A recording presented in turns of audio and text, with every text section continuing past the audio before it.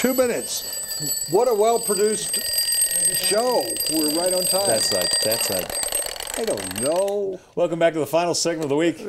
No, don't do that. On the sports show with Woody. I have to pay for it. I have to pay for everything I throw. Let's do a pick six. In honor of Gronkowski's great game last night, caught 3 touchdown passes. Give me the 6 best tight ends in NFL history. Am I first? I'm going first. Okay. I'm throwing Gronkowski in there. I think Gronkowski is on his way to a Hall of Fame career. He's phenomenal. Big, fast. He's so good they don't even cover him anymore, if you watched last night's game. Number 5, Kellen Winslow, who really brought the tight end position into the spotlight when he was playing with the San Diego Chargers. You know, thank you to Don Coryell for doing that, and Air Coryell.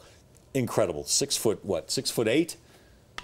Grabbed everything in his way. Number 4, Shannon Sharpe, who, when Shannon retired, he was holding most of the tight end receiving records in NFL history in the Hall of Fame. Number 3, I really like Tony Gonzalez, just so smooth. And I know Shannon would probably be pissed if he knew I picked Tony Gonzalez ahead of him. But Tony did break a few of Shannon's records, and he was just a smooth operator. Number 2, John Mackey. Smooth operator. A lot of people, here never saw John Mackey play. I really never saw him play in person or in a full game. I saw some highlights, but he was. But you can pick him number 2. Well, I am. I can't ignore history.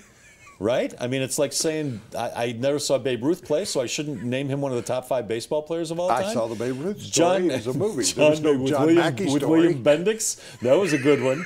John Mackey was big. He was fast. He could block. And that's why the John Mackey Award is named after him. It goes to the best tight end in college football. And number 1 is Ditka. It's Ditka. Oh, yeah. Iron Mike. Tell everybody where you're from. I'm from Chicago. Where did Mike Ditka coach and play football? He played in Philadelphia. My goodness.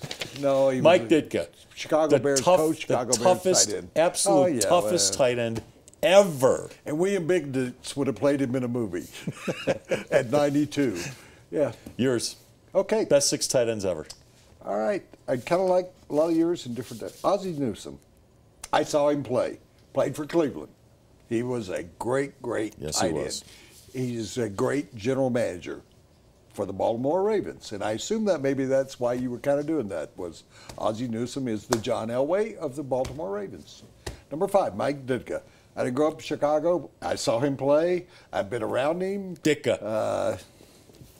The Bears. You know what people don't know about him? They weren't throwing as much. He was in the top 4. You probably don't know this. He was in the top 4 of receiving in the entire league. Oh, really? At a time when they weren't throwing as much. Didn't know that. But he had great numbers for a tight end to be. They didn't even throw to the tight end. They were blockers. Yeah.